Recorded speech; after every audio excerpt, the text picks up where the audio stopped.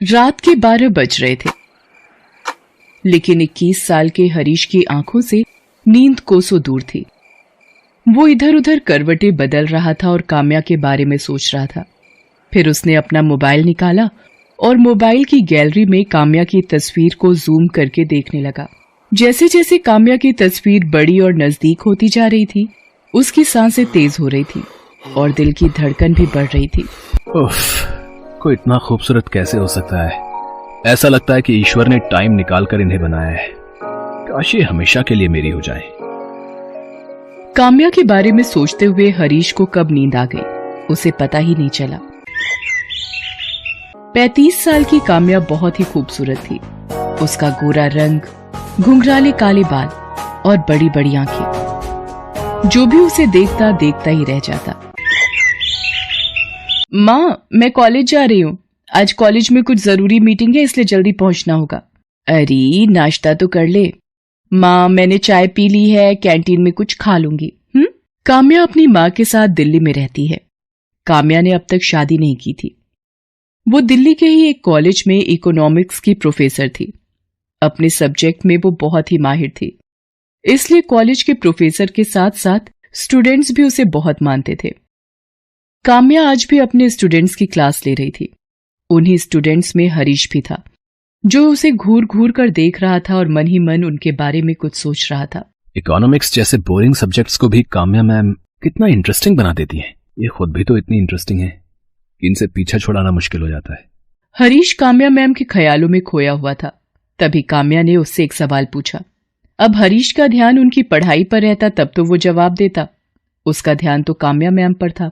हरीश, क्या बात है? तुम्हारा ध्यान कहाँ रहता है? मैं जब भी तुमसे कोई सवाल पूछती हूँ तुम इधर उधर देखने लगते हो। वो मैम, मैं इधर उधर नहीं देख रहा था, मैं तो आपको ही देख रहा था। आपसे नजर हटती कहाँ है मैम? उसके ऐसा कहते ही पूरी क्लास हंस पड़ी।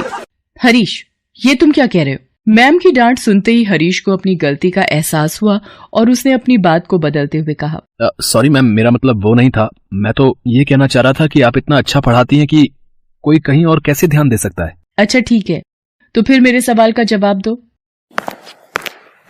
उसी दिन की बात है। लंच का समय खत्म हो गया था। हरीश स्टाफ रूम के बाहर काम्या मैम का ही इंतजार कर रहा था। जैसे ही मैम स्टाफ रूम से निकलकर दूसरे क्लास की ओर बढ़ी, पीछे से हरीश ने उन्हें टोकते हुए कहा, एक्सक्यूज मी मैम। हरीश, तुम यहाँ? तुम्हें तो अपनी क्लास में होना चाहिए। मैम, वो मुझे आपसे कुछ बात करनी थी। मुझसे? हाँ बोलो, क्या बात है? उसके बाद हरीश ने डरते डरते धीमे से काम्या मैम से कहा, मैम, मैं आपसे ट्यूशन पढ़ना चाहता हूँ। ट्यूशन? पर मैं तो ट्यूशन नहीं पढ़ाती। तुम्हें कोई भी प्रॉब्लम है तो तुम मुझसे यहीं पूछ लो, मैं उसका सोल्यूशन दे दूंगी। सॉरी मैम, लेकिन यहाँ इतने सारे स्टूडेंट्स होते हैं कि मैं पूछ ही नहीं पाता, और कभी कभी तो लगता है कि कहीं मेरे किसी क्वेश्चन पर वो हंस ना दें। अरे ये क्या बात हुई? क्वेश्चन पूछने पर कोई क्यों हंसेगा? जितनी मर्जी है और सब्जेक्ट से रिलेटेड जो भी सवाल है तुम पूछो। एक बार नहीं, बार बार पूछो, लेकिन ट्यूशन के लिए मुझसे मत कहो। लेकिन हरीश अपनी जिद पर अड़ा रहा और काम्या को इमोशनली ब्लैकमेल करने लगा। मैम, मेरा इकोनॉमिक्स बहुत ही कमजोर है। मुझे लगता है कि मैं इसमें फेल हो जाऊंगा। अगर मैं फेल हो गया तो पूरे कॉलेज और घर वालों के सामने मेरी नाक कट जाएगी। मैम, मेरे पापा किसान हैं। बहुत ही मेहनत से वो मुझे और मेरी बहन को कॉलेज में पढ़ा रहे हैं। उन्हें हम दोनों से बहुत सारी उम्मीदें हैं। अगर मैं फेल हो गया तो वो टूट जाएंगे मैम। ये कहते हुए हरीश रोने लगा। हालांकि उसके आंसू घड़ियाली थे और वो किसी तरह काम्या के घर जाना चाहता था ताकि वो काम्या मैम के साथ अकेले में कुछ समय बिता सके, उन्हें देख सके, उन्हें महसूस कर सके और एक दिन अपने दिल की बात उनसे कह सके।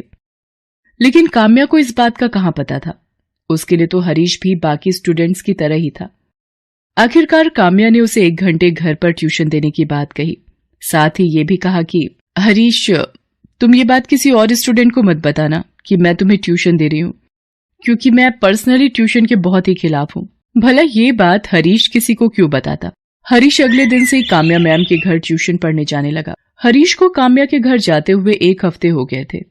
एक दिन काम्या उसे पढ़ा रही थी और वो हमेशा की तरह पढ़ाई से ज्यादा उनकी खूबसूरती में खोया हुआ था। मैम, बुरा ना माने तो आपसे एक बात कहूँ? हाँ बोलो। मैम, आप गलत प्रोफेशन में हैं। क्या मतलब गलत प्रोफेशन में हूँ? तुम्हारे हिसाब से मुझे किस प्रोफेशन में होना चाहिए था? मैम, आप इतनी खूबसूरत हैं कि आपको तो हीरोइन होना चाहिए था। कसम से, फैंस की लाइन लगी होती है आपके घर के बाहर, और उन फैंस में मैं सबसे आगे होता। उसकी बातों को सुनकर काम्या ने मुस्कुराते हुए उससे कहा, मेरी तारीफ करने के लिए शुक्रिया, लेकिन I am very happy with my profession. मैं बहुत खुश हूं। इनफैक्ट मैं बचपन से ही टीचर बनना चाहती थी ताकि समाज में वो बदलाव ला सकूं जिससे समाज ग्रो करे, वो नए सपने देखे और इस दुनिया को खूबसूरत। हरीश काम्या के यहाँ ट्यूशन पढ़ने आता रहा, लेकिन काम्या को अब ये एहसास होने लगा था कि वो पढ़ाई से ज्यादा उसमें दिलचस्पी ले रहा है। एक दिन तो उसने बहुत ही पर्सनल सा सवाल काम्या से किया, आपकी थिंकिंग आपकी ही तरह खूबसूरत है मैम। मैम आप इतनी खूबसूरत हैं तो फिर आपने अब तक शादी क्यों नहीं की? क्या आप किसी से लव करती हैं?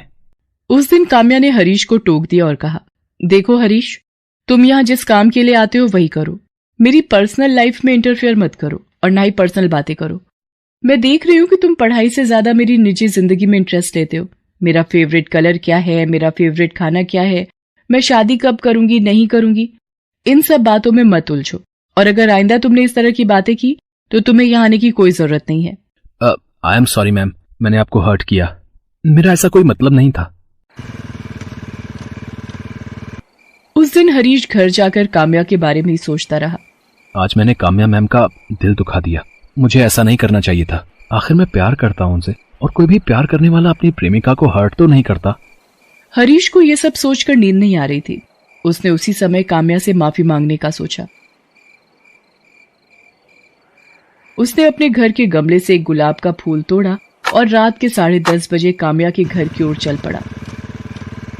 आज मैं काम्या मैम से माफी तो मांगूंगा ही, साथ ही उनसे अपने दिल की बात भी कह दूंगा। आखिर एक ना एक दिन तो उनको बोलना ही पड़ेगा ना। बिना बोले तो उन्हें मेरे दिल की फीलिंग्स कैसे पता लगेंगी। काम्या के घर पहुंचते पहुंचते रात के 11:30 बज गए थे। हर ओर सन्नाटा छा गया था। काम्या के घर का दरवाजा भी बंद था। मैम के घर का दरवाजा तो बंद है, लेकिन मैं उनसे माफी मांगे बिना और दिल की बातें कहे बिना नहीं जाऊंगा।